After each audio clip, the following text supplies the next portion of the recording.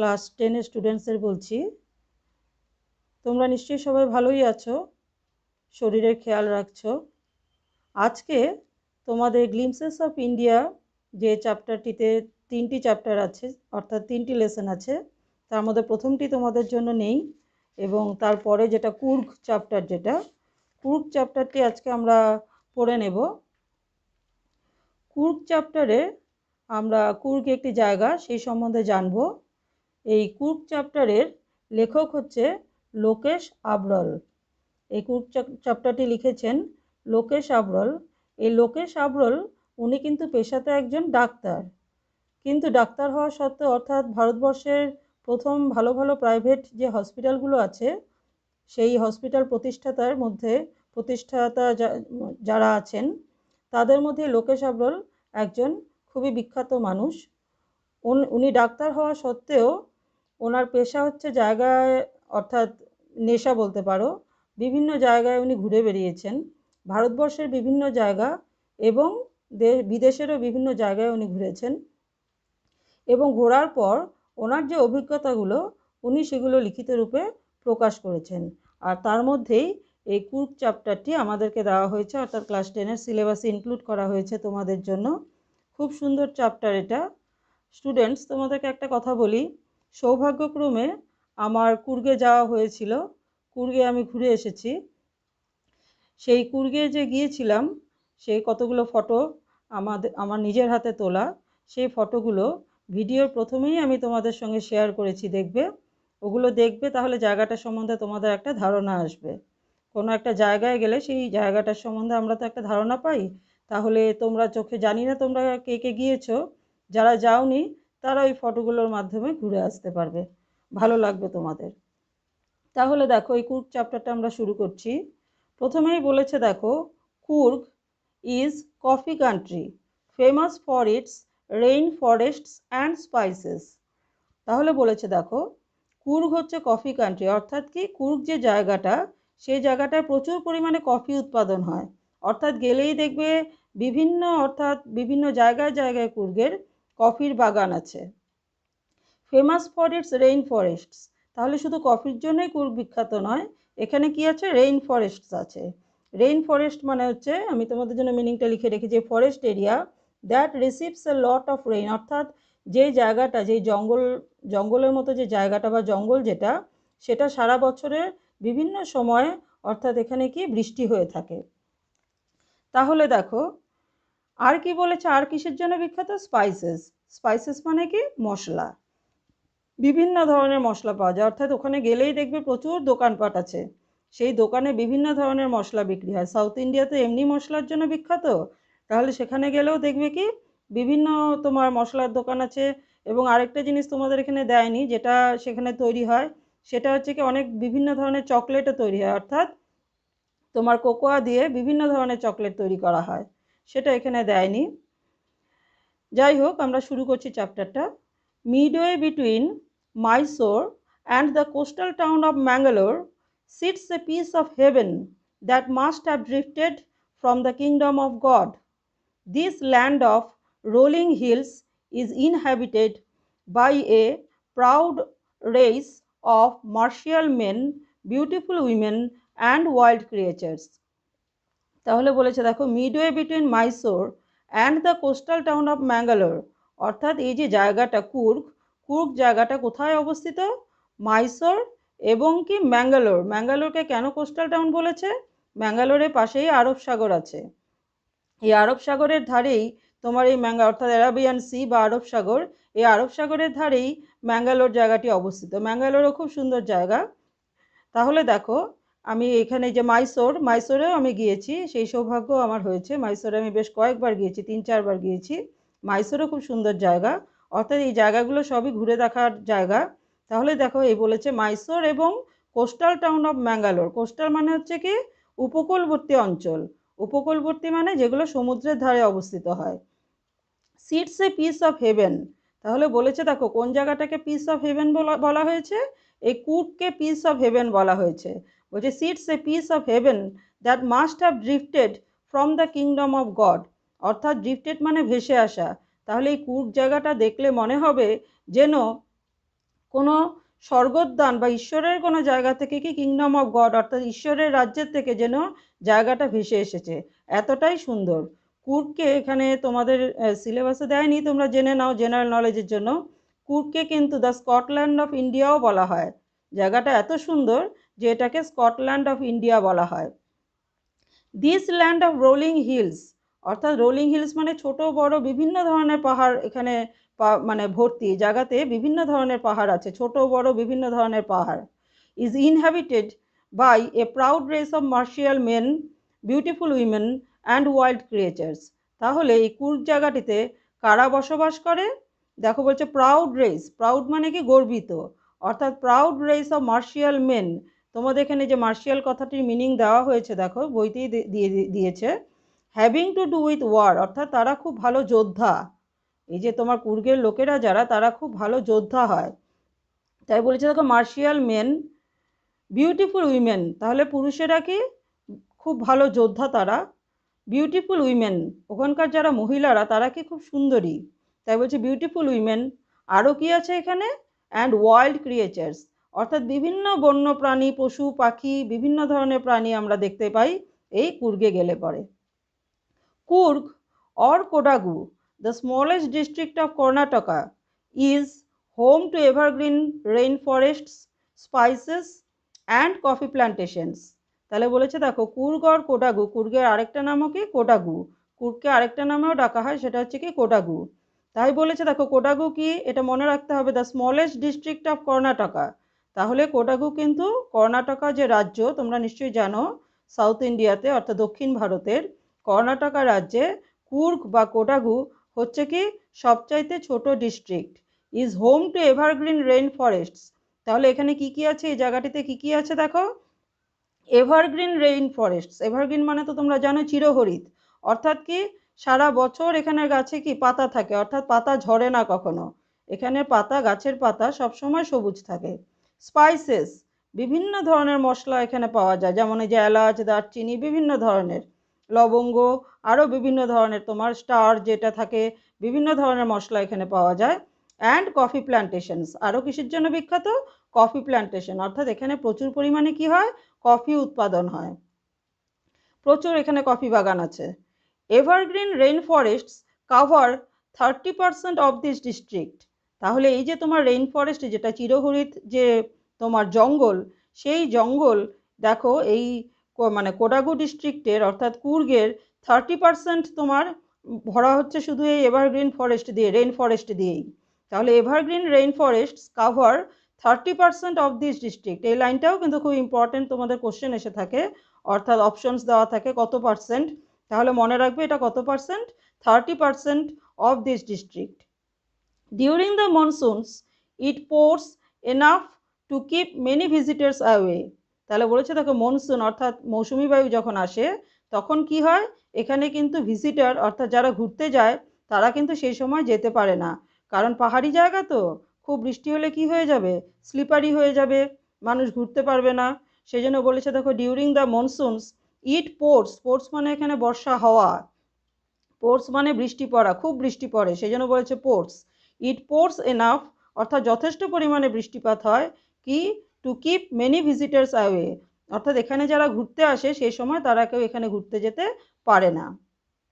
The season of joy commences from September and continues till March, তাহলে বলেছে দেখো আনন্দের সময় যেটা অর্থাৎ এখানে ঘুরতে যাওয়ার যে সময় সেটা হচ্ছে কখন থেকে কখন, সেপ্টেম্বর থেকে মার্চ পর্যন্ত। তাই বলেছে দেখো the season of joy commences from, commences মানে শুরু হওয়া, commences from September and continues till March, অর্থাৎ সেপ্টেম্বর থেকে মার্চ অবধি এখানে ঘুরতে যাওয়ার সময়। তাহলে তোমরা যদি কখনো এই কুর্গে ঘুরতে যাও, এইচএসএলসি পরীক্ষার পরে যদি তোমাদের ঘুরতে যেতে ইচ্ছে করে, বাবা মাকে বলবে তোমাদের নিয়ে যেতে, তাহলে কিন্তু গেলে পরে তোমাদের কখন যেতে হবে, ঠিক পরীক্ষার পরপর তো যাওয়া যাবে না, পুজোর বন্ধে গেলে ভালো, দেখো সেপ্টেম্বর থেকে মার্চ পর্যন্ত এখানে যাওয়া যেতে পারে।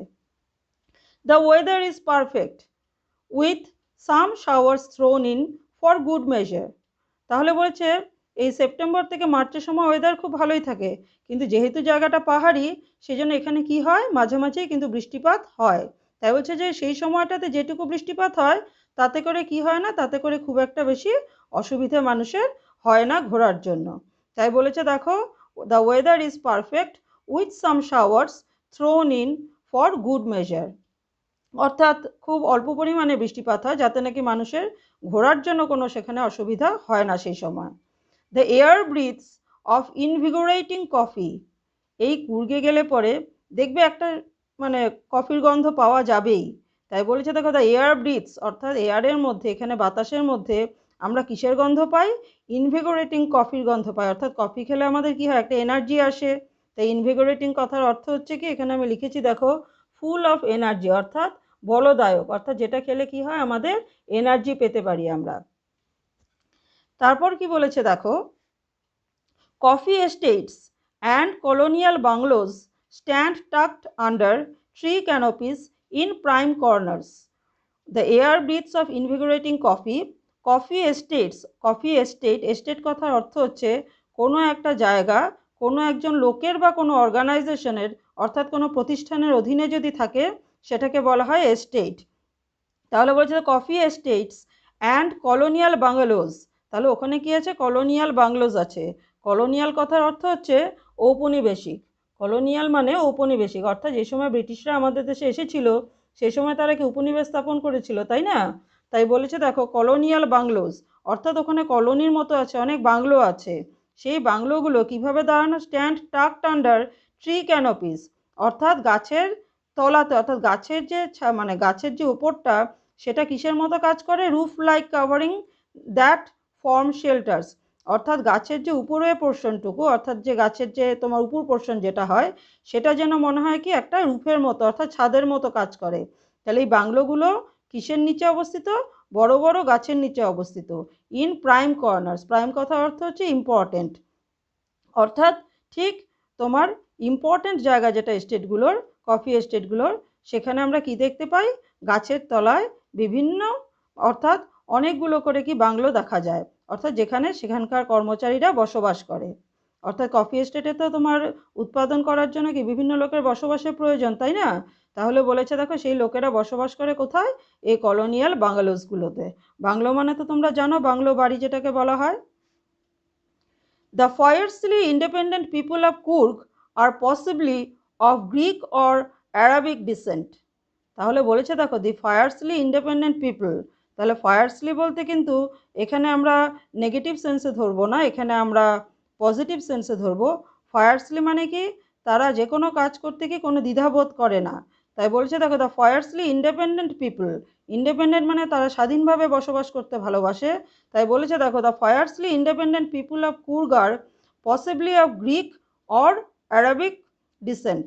তাহলে বলেছে যে তারা মনে হয়, হতে পারে, পসিবলি মানে হতে পারা, হতে পারে তারা গ্রিক বা আরবিক ডিসেন্ট, অর্থাৎ কি হয় তারা গ্রিকদের লোকের উত্তরসূরি নয়তো কি আরবের লোকের উত্তরসূরি। উত্তরসূরি মানে জানো তো, তার মানে তাদের পূর্বপুরুষ যারা ছিল হয় তারা গ্রিকের মানে গ্রিসের লোক ছিল, গ্রিক ছিল, বা আরবিক ডিসেন্ট ছিল। As one story goes, a part of Alexander's army move south along the coast and settle here when return became impractical. তাহলে বলেছে একটা স্টোরি, অর্থাৎ একটা গল্প আছে যে আলেকজান্ডার যখন আর্মি নিয়ে সাউথ ইন্ডিয়ার দিকে গিয়েছিল তখন কি হয়েছিল যে একটা পোর্শন তোমার আর্মি তারা ওই কোস্টাল এরিয়া ধরে ওই সাউথে একদম অনেকটা দূর পর্যন্ত চলে গেছিল। তাই বলছে যে as one story goes, a part of Alexander's army, আর আলেকজান্ডারের সৈন্যদল যে ছিল তার একটা পোর্শন তারা কি হয়েছিল দক্ষিণের দিকে অনেকটা দূর এগিয়ে গেছিল এই সাগরের ধার ধরে। And settled here when return became impractical, আর তারপর তারা ঘুরে আসতে না পেরে ওখানেই কি করে গেল? সেটেল করে গেল, মানে ওখানেই থেকে গেল। তাই বলেছে Alexander's army move south along the coast and settle here when return became impractical, অর্থাৎ যখন নাকি এটা আর ইমপ্র্যাকটিক্যাল মানে সম্ভবপর নয়, তারা আর তাদের পক্ষে ঘুরে যাওয়াটা আর সম্ভবপর ছিল না, সেই জন্য তারা কি করলো? তারা ওই কোস্টাল এরিয়াতে ওখানেই কি বসবাস করা শুরু করলো, অর্থাৎ ওই উপকূলেই তারা বসবাস করা শুরু করলো। These people married amongst the locals and their culture is apparent in the martial traditions, marriage and religious rites which are distinct from the Hindu mainstream. তাহলে বলেছে দেখো যে দিস পিপল, অর্থাৎ এই যে তোমার যারা আলেকজান্ডারের আর্মির যে লোকেরা ছিল, তারা ওখানে কি করলো, ওখানে স্থানীয় যারা ছিল, ম্যারিড অ্যামংস্ট দ্য লোকালস, অর্থাৎ ওখানে স্থানীয় যারা ছিল তাদের সাথে তারা কি করলো, বৈবাহিক সূত্রে আবদ্ধ হয়ে গেল। তাহলে this people married amongst the locals and there culture is apparent, অর্থাৎ তাদের কালচারটা একটু অন্যরকম। তাহলে অ্যাপারেন্ট কি বলেছে, ইন দ্য মার্শিয়াল ট্র্যাডিশনস, অর্থাৎ তাদের কালচারটা মানে তোমার যোদ্ধা, তাদের মধ্যে কি যুদ্ধ করার যে একটা প্রবণতা বা যোদ্ধা স্বরূপ যে একটা তাদের স্বভাব, সেটা আমরা দেখতে পাই তাদের কালচারের মধ্যে, অর্থাৎ তাদের সংস্কৃতির মধ্যে। Apparent in the Martial traditions, marriage and religious rights, তাদের যে বিবাহের যে নিয়ম নীতি বা রিলিজিয়াস অর্থাৎ ধর্মীয় যে নিয়ম নীতিগুলো বা ধর্মীয় যে রীতিনীতিগুলো, রাইটস মানে হচ্ছে রীতিনীতি, which are distinct from the Hindu mainstream, যেটা নাকি কি হিন্দু মেন স্ট্রিম অর্থাৎ হিন্দুরা যে সমস্ত নিয়মকানুন পালন করে থাকে তার থেকে একটু আলাদা, অর্থাৎ একেবারে হিন্দু ধর্মের মতো নয়। The theory of Arab origin, the theory of Arab origin draws support from the long black coat with an embroidered waist belt owned by the কোডাভুস। তাহলে আরেকটা কি বলেছে দেখো, এটা গেল হচ্ছে গ্রিকের, অর্থাৎ গ্রিক ডিসেন্ট কেন বলা হয় তাদেরকে, যে মনে মনে একটা গল্প আছে যে আলেকজান্ডারের আর্মিরা যখন সাউথের দিকে চলে গেছিল, তারা ফিরতে না পেরে ওখানে স্থানীয় লোকদের সঙ্গে বৈবাহিক সূত্রে আবদ্ধ হয়ে তারা ওখানেই থেকে গেল। আর আরেকটা কি বলেছে নেক্সট থিওরি, অর্থাৎ পরের গল্পটা কি, the theory of Arab origin draws support, অর্থাৎ আরব অরিজিনও তারা হতে পারে, অর্থাৎ তারা আরবদেরও উত্তরসূরি হতে পারে। সেটা কেন বলা হয় দেখো, from the long black coat, অর্থাৎ তাদের ড্রেসের থেকেই দেখো, তাদের ড্রেস যেটা, এটা হচ্ছে তাদের কুর্গের লোকেদের ড্রেস, তাদের যেটা মানে ওখানকার স্থানীয় লোকেরা যেটা পরিধান করে বা পরে, সেটা হচ্ছে এরকম, তোমাদের বইতে দেওয়া আছে। তাই বলেছে দেখো, তাহলে আরব অরিজিন কেন বলা হয়েছে, কারণ তাদের কি বলেছে দেখো, with an embroidered waist belt, তাহলে ওয়েস্ট বেল্ট মানে কোমরের যে বেল্ট থাকে এই ড্রেসটার মধ্যে, সেটাকে সুন্দর করে কারুকার্য করা থাকে, এমব্রয়ডার্ড মানে সুতোর কারুকাজ করা। তাই বলেছে দেখো embroidered waist belt worn by the Kodavas, তাহলে কোডাভুসরা যে তোমার ড্রেসটা পরে এরকম যে লম্বা লম্বা ড্রেসগুলো, সেটাকে বলা হয় কি known as kuppia, known as kuppia, KUPPIA, known as kuppia. তাহলে কোডাভুর লোকেরা বা কুর্গের লোকেরা যে ড্রেসটা পরে, এই লম্বা যে ড্রেসটা তোমাদের বইতে ছবি দেওয়া আছে, সেই ড্রেসটাকে বলা হয় কুপিয়া। আর এই ড্রেসটার বিশেষত্ব কি, যে সেটার মধ্যে কি থাকে, ওয়েস্ট বেল্ট যেটা কোমরের যে বেল্ট, সেটার মধ্যে খুব সুন্দর করে কারুকাজ করা থাকে বা কারুকার্য করা থাকে। It resembles the kufiya worn by the Arabs and the Kurds, তাহলে বলছি এটা খুব মিল মানে মেলে, রিজেম্বল মানে মেলা, তাহলে দেখতে অনেকটা একই রকম, কিসের মতো, ইট রিজেম্বলস দ্য কুফিয়া, কুফিয়া বানান দেখো KUFFIA, কুফিয়া ওন অর্থাৎ পরিধান করে কারা, the Arabs and the Kurds, তাহলে আরব তো তোমরা জানোই, আরবের লোকেদেরকে কি বলা হয়, আরবস বলা হয়। এখন কুর্ডস কাদেরকে বলে দেখো, কুর্দিস্তানের লোকেদেরকে কুর্ডস বলা হয়। আমি এখানে লিখে রেখেছি দেখো, কুর্ডস কুর্দিশ পিপল, অর্থাৎ কি পশ্চিম এশিয়ার পার্বত্য এলাকায় বসবাসকারী মানুষ। কুর্দস হচ্ছে কুর্দিশ পিপল, পশ্চিম এশিয়ার পার্বত্য এলাকায় বসবাসকারী মানুষ, অর্থাৎ কুর্দিস্তান, কুর্দিস্তানের মানুষদেরকে কুর্দস বলা হয়। এই কুর্দিস্তান অনেকগুলো দেশকে একসাথে বলে, অনেকগুলো দেশকে, যেমন কি টার্কি, ইরান, ইরাক, তোমরা যদি গুগলে গিয়ে কুর্দস টাইপ করো তোমরা দেখতে পাবে এই ইনফরমেশনগুলো সব আছে। আর এখানকার লোকেরা বেশিরভাগই কিন্তু কি হয়, ইসলাম ধর্মাবলম্বী মানুষ হয় তারা। তাহলে কুর্দস সম্বন্ধে আমরা জানলাম। তাহলে কি বলেছে যে আরব এবং কুর্দসের যে লোকেদের যে ড্রেস কুফিয়া, সেই ড্রেসের সঙ্গেও তাদের ড্রেসটা কি হয়, খুব মিলে যায়। সেই জন্য আবার আরেকটা ধারণা কি মানুষের, যে তারা কাদের উত্তরসূরি, তারা আরবের লোকেদের উত্তরসূরি। তারপর দেখো, Coorgi homes have a tradition of hospitality and they are more than willing to recount numerous tales of valour related to their sons and fathers. তাহলে বলেছে দেখো, Coorgi homes have a tradition of hospitality, hospitality মানে আতিথেয়তা করা, অর্থাৎ তুমি যদি তাদের বাড়িতে যাও তারা তোমাকে খুব যত্ন আত্তি করবে। And they are more than willing, আর তারা আরও বেশি ইচ্ছুক কী করতে, টু রিকাউন্ট, রিকাউন্ট মানে বলা বা বর্ণনা করা, রিকাউন্ট কথার অর্থ হচ্ছে বলা বা বর্ণনা করা, এখানে আমি লিখে রেখেছি দেখো, রিকাউন্ট মানে বর্ণনা করা, হসপিটালিটি মানে আতিথেয়তা, আর ট্র্যাডিশন মানে ঐতিহ্যগত। তাহলে তাদের ট্র্যাডিশনটা কি, কি ট্র্যাডিশন, তাদের ঐতিহ্য কি, তারা খুব আতিথেয়তা করে কেউ গেলে পরে। And they are more than willing to recount মানে বর্ণনা করা, নিউমারাস মানে অসংখ্য, টেলস অফ ভেলার, টেলস মানে গল্প, ভেলার মানে হচ্ছে সাহসিকতা, বা তোমার এখানে আমি লিখে রেখেছি দেখো মিনিংটা, ভেলার কথা অর্থ হচ্ছে বীরত্ব বলা যেতে পারে। তাহলে ভেলার সাহসিকতা বা বীরত্বের যে সমস্ত গল্প সেগুলো তারা বলতে খুব ইচ্ছুক। এখন এই সাহসিকতার গল্পগুলো কাদের সম্পর্কে, রিলেটেড টু কি, two their sons and father's, two their sons and father's. The Coorg Regiment is one of the most decorated in the Indian Army, and the first chief of the Indian Army, General Cariappa, was a Coorgi. তাহলে বলেছে দেখো, the Coorg Regiment is one of the most decorated in the Indian Army. তাহলে যে Coorg regiment, কুর্গের একটা আলাদা regiment আছে, আর কোনো জায়গার কিন্তু এরকম আলাদা রেজিমেন্ট সেইভাবে নেই। এই কুর্গের একটা আলাদা রেজিমেন্ট অর্থাৎ সৈন্যবাহিনী আছে। দেখবে 26 জানুয়ারিতেও তারা কি করে, প্যারেডের সময় থাকে, তাদের আলাদা একটা বাহিনী থাকে। The Coorg regiment is one of the most decorated in the Indian army. তাহলে ইন্ডিয়ান আর্মিতে তারা খুব সুন্দর করে ডেকোরেট মানে তাদের যে সৈন্যবাহিনীর যে ড্রেস, সেই ড্রেসটা খুব সুন্দর করে ডেকোরেশন করা, অর্থাৎ বিভিন্ন তোমার স্ল্যাশ বা বিভিন্ন জিনিস দিয়ে তাদেরকে সুন্দর করে সাজানো হয়। অ্যান্ড দ্য ফার্স্ট চিফ, যেটা সবচাইতে ইম্পর্ট্যান্ট দেখো, and the first chief of the Indian army, general Cariappa. এটা ভালো করে মনে রাখবে, এই কোশ্চেনটা কিন্তু খুব বেশি আসে, যে মানে ইন্ডিয়ার প্রথম চিফ কে ছিল, সৈন্যবাহিনীর ইন্ডিয়ান আর্মির প্রথম চিফ কে ছিল। তাহলে and the first chief of the Indian army, কী নাম ছিল তার, জেনারেল কারিয়াপ্পা। জেনারেল কারিয়াপ্পা মনে রাখবে ভালো করে, জেনারেল কারিয়াপ্পা ওয়াজ এ কুর্গি। তাহলে এই জেনারেল কারিয়াপ্পা কোথাকার মানুষ ছিলেন, তিনিও কুর্গের মানুষই ছিলেন, সেই জন্য তাকে কি বলা হয়েছে, কুর্গি বলা হয়েছে। Even now Kodavus are the only people in India permitted to carry firearms without a license.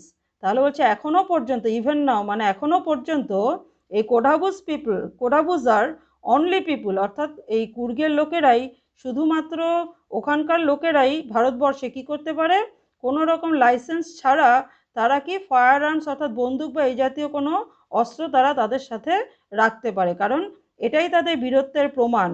তাহলে তাদের যে পূর্বপুরুষের থেকে যে তারা পেয়ে এসেছে, তাদের যে বীরত্ব বা সাহসিকতা বা মার্শিয়াল আর্ট যেটা, এই সমস্ত কিছুর জন্য একমাত্র তাদেরকেই ভারতবর্ষে কি করা হয়, কোনো লাইসেন্স ছাড়া তারা ফায়ার আর্মস রাখতে পারে। তাহলে এই পর্যন্ত আমরা কি জানতে পারলাম, যে কুর্গ কীরকম একটা জায়গা, বা প্রথমে আমরা শুরুতে জেনে নিলাম কুর্গ কোথায় অবস্থিত, তারপর জানলাম কুর্গের মানুষেরা কীরকম, অর্থাৎ ছেলেরা কি মার্শিয়াল আর্টে খুব ভালো, মেয়েরা খুব সুন্দরী, তারপর ওখানে কি আছে, বিভিন্ন ওয়াইল্ড ক্রিয়েচার্স আছে। তারপর আমরা জানলাম যে কুর্গের লোকেদের মানে কুর্গের লোকেরা কাদের উত্তরসূরি। প্রথম যে গল্পটা আমরা জানতে পারলাম তাতে করে আমরা জানতে পারলাম তারা গ্রিকদের উত্তরসূরি, অর্থাৎ আলেকজান্ডার আর্মির থেকে যেটা আমরা জানলাম সেটা। আর তারপর কি, তাদেরকে আরও কাদের উত্তরসূরি বলা যেতে পারে, আরবদের উত্তরসূরি বলা যেতে পারে। সেটা কিসের জন্য, তাদের ড্রেসের সিমিলারিটির জন্য। আর তারপর আমরা জানলাম তাদের মানে ট্র্যাডিশনটা কি, যে তারা আতিথেয়তা করতে খুব ভালোবাসে, আর কি করতে ভালোবাসে, তারা বিভিন্ন ধরনের সাহসিকতা বা বীরত্বের গল্প শোনাতে ভালোবাসে তাদের ছেলেদের এবং তাদের বাবার বা তাদের পূর্বপুরুষদের। তারপর আমরা যেটা ইম্পর্টেন্ট জিনিস জানলাম সেটা হচ্ছে কি, the first chief of the Indian army is general Cariappa. এটা ভালো করে মনে রাখবে, the first chief of Indian army is general Cariappa. উনি কি ছিলেন, ওয়াজ এ কুর্গি, অর্থাৎ কুর্গের মানুষ ছিলেন। ভারতবর্ষে কাদেরকে এখনও অবধি এই ফায়ার আর্মস উইদাউট লাইসেন্সে রাখতে দেওয়া হয়, এই Kodavas. Kodavas are the only people, মনে রাখবে, Kodavas are the only people in India permitted to carry firearms without a licence. তাহলে এটাও কিন্তু খুব ইম্পর্ট্যান্ট একটা কোশ্চেন। তাহলে আমরা এই পোর্শনটুকু জানতে পারলাম। এখন আমরা নেক্সট চলে যাই দেখো প্রাকৃতিক সৌন্দর্যের ব্যাপারে। The river Kaveri obtains its water from the hills and forests of Coorg. তাহলে এই কাবেরী নদীর উৎপত্তি কিন্তু এই কুর্গেই।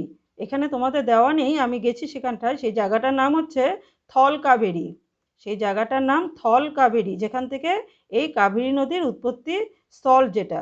তাহলে এই কাবেরী অবটেন্স ইটস ওয়াটার, অর্থাৎ কাবেরী নদী তার যে জলটা যে পায় সেটা কোথা থেকে পায়? কাবেরী নদীর নাম নিশ্চয়ই শুনেছ। ভারতবর্ষের দক্ষিণের একটা ইম্পর্ট্যান্ট নদী এটা। এটা 4-5টা রাজ্য দিয়ে গেছে। দেখবে মাঝে মাঝে বিভিন্ন রাজ্যের মধ্যে কি হয়, তোমার তাদের মধ্যে কি বিবাদ হয় এই কাবেরী নদীর জল নিয়ে। বিশেষ করে কি কর্ণাটক এবং তামিলনাড়ুর মধ্যে এই কাবেরী নদীর জল নিয়ে অনেক রকমের বিবাদ হয়ে থাকে। তাহলে দেখো এই কাবেরী নদী এই যে জলটা যে পায় সেটা কোথার থেকে পায়? এই কুর্গের যে ফরেস্ট আছে সেখানে বিভিন্ন ঝর্ণা আছে। এই পাহাড়গুলোর মধ্যে ঝর্ণা ভর্তি। দেখবে প্রথমেই আমি তোমাদের একটা দিয়েছি অ্যাবে ফলস, দেখবে ভালো করে ভিডিওটা শুরুতেই দেখবে অ্যাবে ফলসের ছবি দেওয়া আছে। এরকম একটা ফলসের আমি ছবি দিয়েছি, এরকম অনেক ফলস আছে ওখানে, অর্থাৎ ঝর্ণা আছে সেই যেখান থেকে নাকি জলধারা কি করে এই কাবেরী নদীতে এসে পড়ে। তাহলে কাবেরী নদীর জলধারার অর্থাৎ উৎপত্তি যেটা সেটা হচ্ছে কি এই পাহাড়ের থেকে, পাহাড়ে যে জঙ্গল সেই জঙ্গলের থেকে এই কাবেরী নদী তার জলটা পেয়ে থাকে। সেটা প্রধানত কুর্গেই এটার উৎপত্তিস্থল। তাহলে মনে থাকবে সবার কাবেরী নদীর উৎপত্তিস্থল কোথায়? উৎপত্তিস্থল হচ্ছে কর্ণাটকের কুর্গে। Mahseer, a large fresh fish abound in this waters. তাহলে মহাশির বলে একটা মাছ আছে, অনেক বড় বড় মাছ হয়। সেই মাছটা এ লার্জ ফ্রেশ ওয়াটার অর্থাৎ পরিষ্কার জলে এই মাছটা হয়। অর্থাৎ এই যে দেখো একদম জলটা ওখান থেকে নামছে মানে কি কাবেরীর জলটা ওখানে ভীষণ পরিষ্কার। ওখানকার কাবেরী নদীর জল একেবারে ক্রিস্টাল ক্লিয়ার, তুমি একেবারে উপর থেকে নিচ অবধি সম্পূর্ণ পরিষ্কারভাবে দেখতে পাবে। Abound in this waters, abound মানে প্রচুর, প্রচুর পরিমাণে মহাশির মাছ পাওয়া যায়। কিংফিশার্স ডাইভ ফর দেয়ার ক্যাচ। তাহলে এই যে অনেক মাছ থাকলে কিংফিশার মানে মাছরাঙা পাখি, তাহলে এই মাছরাঙাগুলো বা কিংফিশারগুলো কি করে ডাইভ দেয়, অর্থাৎ ওখানে জলের থেকে তারা কি করে মাছ ধরে। তাই বলছে kingfishers dive for their catch. Catch বলতে কি ক্যাচ করে? ফিশ তোমার ধরে, অর্থাৎ মাছ ধরে। হোয়াইল স্কুইরেলস, স্কুইরেলস মানে তোমরা জানো কাঠবিড়ালি, squirrels and langurs drop partially eaten fruit for the mischief of enjoying the splash and the ripple effect in the clear water। তাহলে দেখো এখানে কি করে স্কুইরেল আর লেঙ্গুর, স্কুইরেল মানে হচ্ছে কাঠবিড়ালি আর লেঙ্গুর হচ্ছে এক ধরনের লম্বা লেজওয়ালা এশিয়াবাসী বানর। তাহলে লেঙ্গুর মানে হচ্ছে কি এক প্রজাতির বানর বলতে পারো। তাহলে এই বানরগুলো আর স্কুইরেলগুলো কি করে বলো তো, এই বিভিন্ন গাছের মধ্যে যে ফলগুলো হয় সেই ফলগুলোকে অল্প অল্প খায়। তাই বলেছে দেখো যে ইটেন পার্শিয়ালি ইটেন ফ্রুট অর্থাৎ আধা খাওয়া, অল্প খেয়ে তারা এই ফলগুলোকে কি করে ওই কাবেরী নদীর জলের মধ্যে ফেলে। কেন ফেলে বলো তো? জলটা মানে ওই ফলটা ফেললে পরে জোরে করে কি হয়, স্প্ল্যাশ হয়। স্প্ল্যাশ বলতে কি জলের ছিটা বা জলটা ছিটকে আসে। And the ripple effect, ripple মানে কি তরঙ্গ তৈরি হয়। তোমরা জানো জলের মধ্যে যদি একটা ঢিল মারো তাহলে কি হয়, যে জায়গাটাতে ঢিল মারলে তার পাশে কি গোল গোল গোল গোল হয়ে তরঙ্গের সৃষ্টি হয়। সেরকমই সেটাকে তারা খুব পরিমাণে কি মানে এনজয় করে। আর মিসচিপ মানে তো জানো, মিসচিপ মানে হচ্ছে দুষ্টুমি করা। তাহলে দুষ্টুমি করে তারা কি করে, এটা একটা তাদের মজার খেলা। তারা আধা খেয়ে ফলগুলোকে ওই কাবেরী নদীর জলের মধ্যে ফেলে দেয়। ফেলে তারা মজা দেখে কিসের, এই জল যে ছিটকে আসে আর কি হয় এই রিপল এফেক্ট অর্থাৎ তরঙ্গ যে সৃষ্টি হয় সেটা তারা খুব ভালো করে এনজয় করে।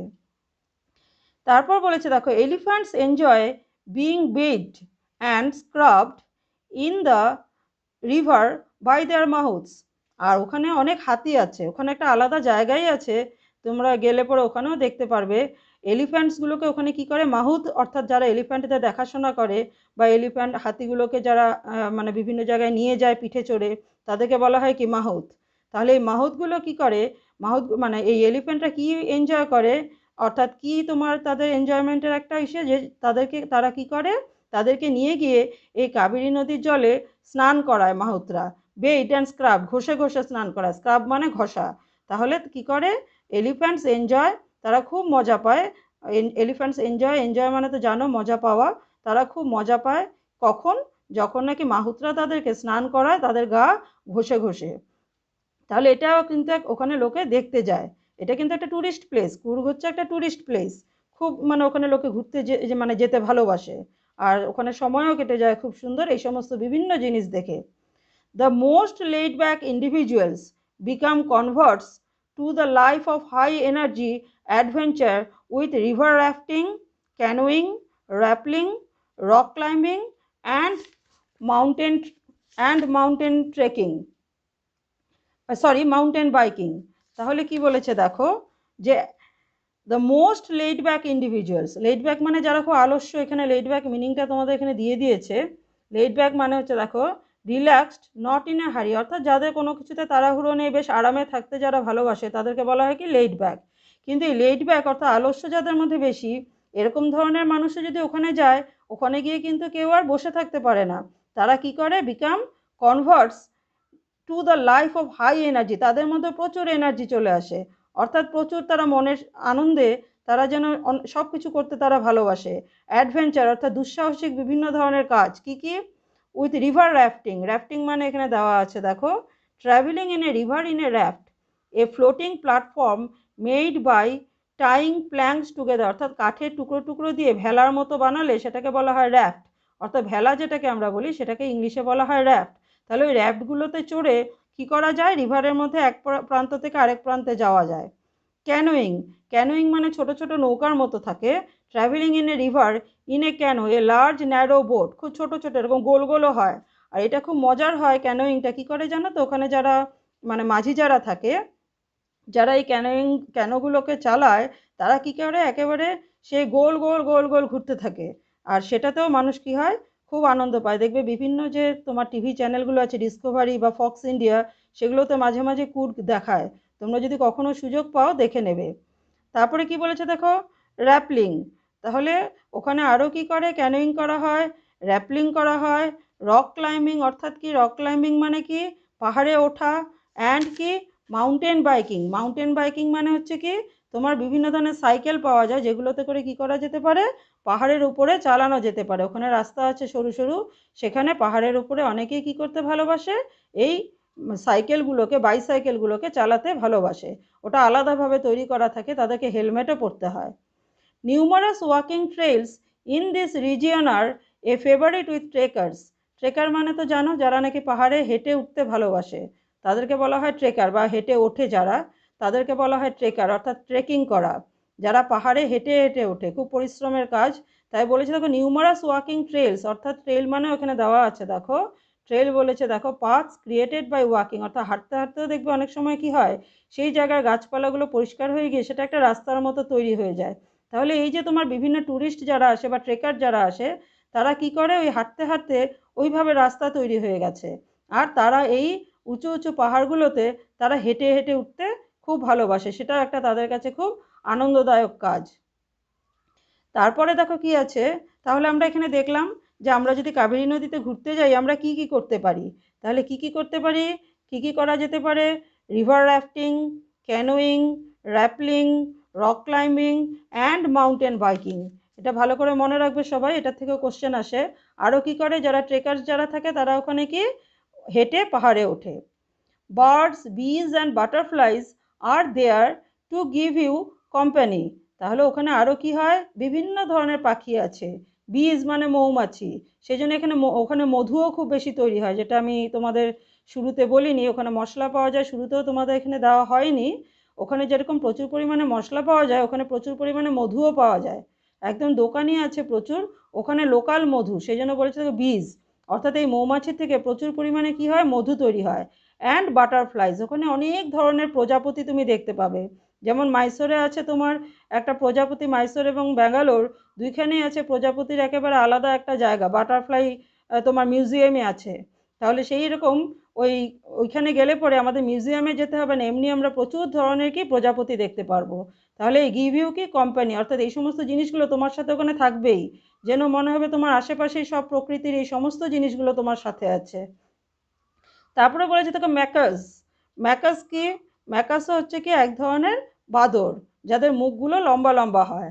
মালাবার স্কুইরেলস, মালাবার স্কুইরেল হচ্ছে ভারতের দক্ষিণাত্যে, অর্থাৎ এই মালাবার উপকূলে বড় বড় কাঠবিড়ালি থাকে, এই কাঠবিড়ালিগুলো কিন্তু বেশ বড় হয়, তাই বলছে দেখো মালাবার স্কুইরেলস। লেঙ্গুরস, লেঙ্গুর তো তোমাদের আগেই বললাম এক ধরনের বড় লেজওয়ালা বাদর। অ্যান্ড স্লেন্ডার লরিস, তাহলে স্লেন্ডার লরিসও এক ধরনের প্রাণী, ছোট ছোট প্রাণী, তাদেরও লেজগুলো একটু বড়ই হয়। Keep A watchful I from the tree canopy, অর্থাৎ গাছের ওপর থেকে, ওই যে বড় বড় গাছের যে তোমার অনেকটা জায়গা জুড়ে যে গাছের ওপরটা, অর্থাৎ গাছের পাতা দিয়ে গাছের যে তোমার ডালগুলো আছে, সেই ডালগুলো তো অনেক বড় বড়, সেই জন্য এটাকে কি বলা হয়েছে, ট্রি ক্যানোপি বলা হয়েছে, যা মনে হয় যেন গাছের ছায়া, বড় বড় গাছের ছায়া যেটাতে, সেই গাছের ওপরেই এই বিভিন্ন ধরনের প্রাণীগুলো কি করে বসে থাকে। আর তোমাকে ওরা কি করবে, ওয়াচফুল আই, অর্থাৎ তোমার দিকে একেবারে দৃষ্টি দিয়ে রাখবে যে তুমি ওখানে কি করছো। অর্থাৎ ওখানে কিন্তু তুমি যদি বিভিন্ন খাওয়া দাওয়া নিয়ে যাও, অনেক সময় কি হয়, এই ম্যাকাকাস বা তোমার এই বিভিন্ন ধরনের বানরগুলো যে আছে, তোমার হাত থেকে হয়তো ছিনিয়েও নিয়ে যেতে পারে। I do however prefer to step aside for wild elephants। কিন্তু ওখানে আরেকটা খুব ভয়ের জিনিস আছে, যেটা এখানে দেখো অথার বা রাইটার বলেছে কি, ওয়াইল্ড এলিফ্যান্টস, এই যে ওয়াইল্ড এলিফ্যান্টসও আছে, এই ওয়াইল্ড এলিফ্যান্টসের থেকে দূরে থাকাটাই ভালো। এই ওয়াইল্ড এলিফ্যান্টস কিন্তু কি করে মানুষকে, অর্থাৎ মানে তোমার মানুষ আঘাতপ্রাপ্ত হতে পারে। সেই জন্য এই বলেছে দেখো যে এই ওয়াইল্ড এলিফ্যান্টসের দিকে না যাওয়াই ভালো। এখন বলেছে দেখো, the climb to the Brahmagiri hills brings you into a panoramic view of the entire misty landscape of Coorg। দেখবে তোমরা একদম শুরুতে আমি দিয়েছি একদম হায়েস্ট পয়েন্টের একটা ভিউ পয়েন্ট আমি দিয়েছি তোমাদেরকে, ওখানে ভিডিওতে দেখতে পারবে তোমরা, মানে প্রথমে শুরুতেই যে তোমার স্লাইড যেটা আছে সেই স্লাইডে দেখতে পাবে। ওই প্যানোরামিক ভিউ অর্থাৎ প্রাকৃতিক সৌন্দর্য যেটা এই ব্রহ্মগিরি হিলসের উপর থেকে খুবই সুন্দর।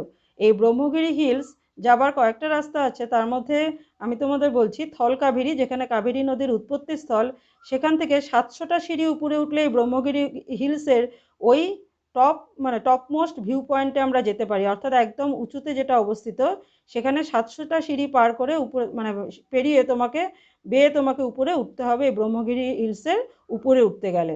আর সেখান থেকে আরেকটাও জায়গা আছে যেটার নাম এখানে দেয়নি, সেটা হচ্ছে মন্ডলাপট্টি। মন্ডলাপট্টি হচ্ছে অনেক উঁচুতে ওখানে একটা জায়গা, যেখান থেকে এই ব্রহ্মগিরি হিলসেই, যেখানে থেকেও নাকি এই প্যানোরামিক ভিউটা কি খুবই সুন্দর। এন্টায়ার মিষ্টি ল্যান্ডস্কেপ অর্থাৎ মেঘে ঢাকা এই পাহাড়গুলোতে যেন মেঘগুলো ভেসে ভেসে বেড়াচ্ছে, এত সুন্দর দৃশ্য, আকাশ আর পাহাড় আর মেঘ যেন একসাথে মিশে গেছে মনে হবে ওখানে উঠলে পরে। মানে ওখানে উঠলে পরে মনে হবে যেন আমরা স্বর্গের অনেকটা কাছে চলে এসেছি। এই ব্রহ্মগিরি হিলসের উপরে যদি যাও, তাহলে মনে হবে যেন আমরা স্বর্গের অনেক কাছাকাছি, যেন এই পৃথিবীতে কোনো দুঃখই নেই। এত সুন্দর জায়গা, ওখানে গেলে মন এমনি ভালো হয়ে যায়।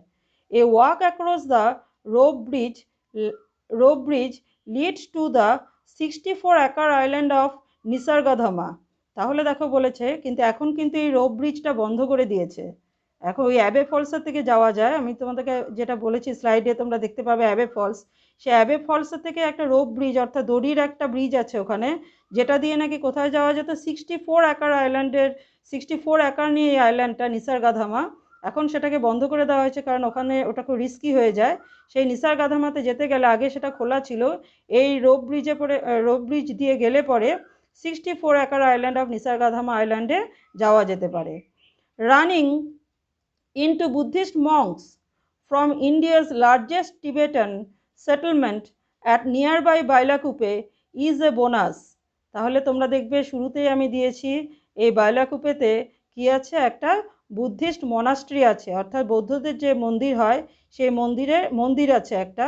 সেই মন্দিরটা যেটা আছে সেটা বলেছে লার্জেস্ট টিবেটান সেটেলমেন্ট।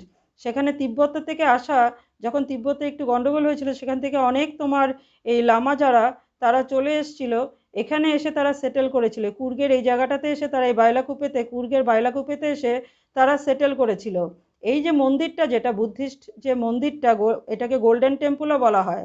এই মন্দিরটার নাম গোল্ডেন টেম্পল। ওখানে বুদ্ধদেবের একটা স্ট্যাচু আছে যেটা নাকি 40 ফিট উঁচু, বুদ্ধদেবের, সেটা সোনা দিয়ে তৈরি, আর ভেতরটা এত সুন্দর, ওখানে গেলে মন এমনি শান্তিতে ভরে যায়। তাই বলেছে Tibetan settlement at nearby Bylakuppe is a bonus.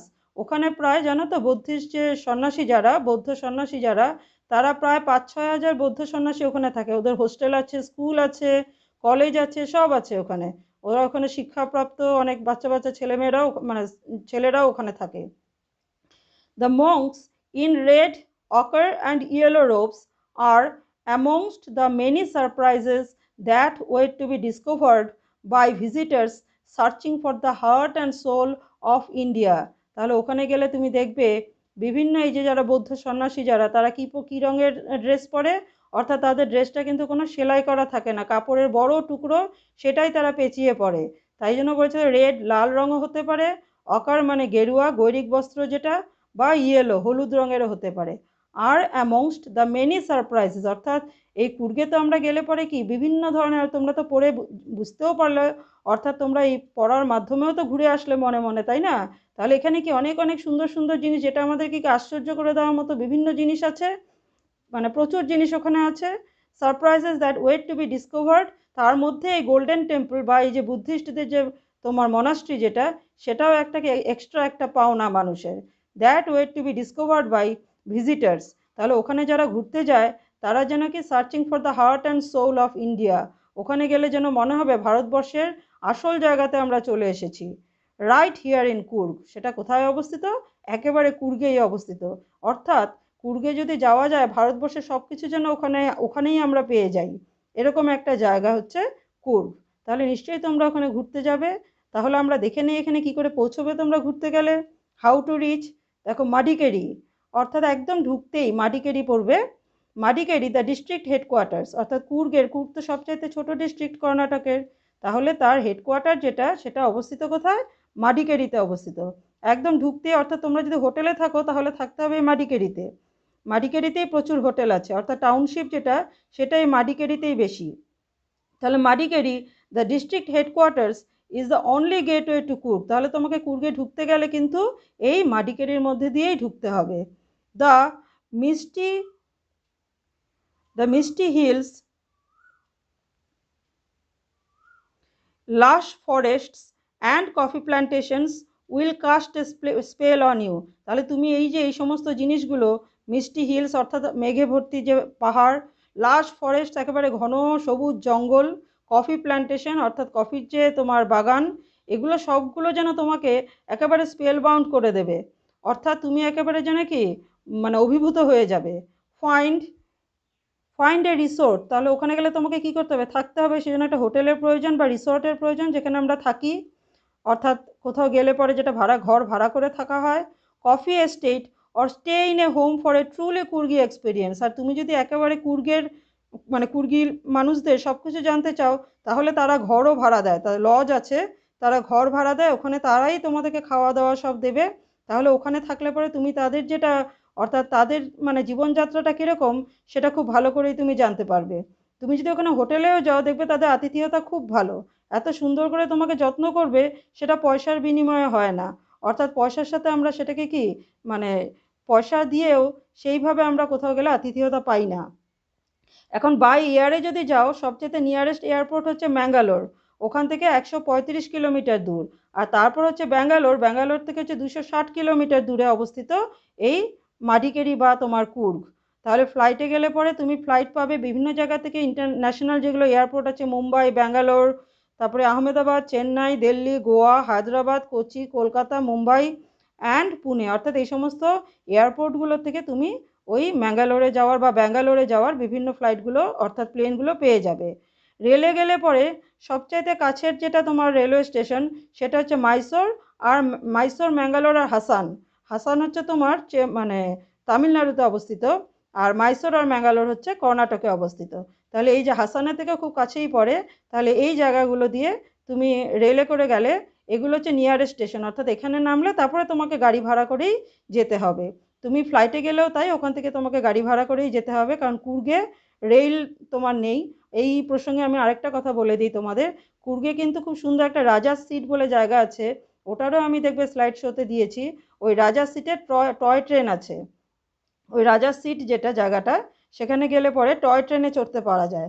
Toy train জানো তো, এক তো তোমার দার্জিলিংয়ে আছে, আরেকটা মানে চড়া যায় এই কুর্গে গেলে পরে টয় ট্রেনে চড়া যায়। আর বাই রোডে যদি তুমি যাও, মানে ফ্লাইটেই যাও বা রেলেই যাও, তারপর তো তোমাকে বাই রোডে যেতে হবে। তাহলে বলেছে দেখো, ব্যাঙ্গালোর থেকে তুমি বাই রোডে যদি যাও, তাহলে বলেছে দুটো রাস্তা আছে। একটা হচ্ছে কি যে সেম ডিস্টেন্স অ্যারাউন্ড কি 250 থেকে 260 কিলোমিটার যদি নাকি তুমি ব্যাঙ্গালোর থেকে যাও। আর বলেছে the route via Mysore is the most frequented one, অর্থাৎ মাইসোর দিয়েই মানে লোকে গেলে পরে মাইসোর দিয়েই যায়। মাইসোর দিয়ে আর আরেকটা রোড হচ্ছে কি ভায়া নীলামঙ্গলম, কুনিগাল, চনারাপাটনা, অর্থাৎ এগুলো দিয়ে না গিয়ে যদি ব্যাঙ্গালোর থেকে যাওয়া যায় বাই রোডে, তাহলে মানুষ তাড়াতাড়ি পৌঁছে যেতে পারে। তাহলে স্টুডেন্টস, আশা করি তোমরা সুন্দর করে কুর্গ ঘুরে আসলে আমার সাথে, আমরা একসাথে সুন্দর করে কুর্গ ঘুরলাম। নিশ্চয়ই এনজয় করলে চ্যাপ্টারটা ভালো করে পড়বে। আমি নেক্সট ভিডিওতে তোমাদেরকে কোশ্চেন অ্যান্সারগুলো ভালো করে এক্সপ্লেন করে দেবো। আর ভবিষ্যতে যদি কখনো পারো কুর্গে গিয়ে ঘুরে আসবে। ভালো থেকো সবাই, সুস্থ থেকো।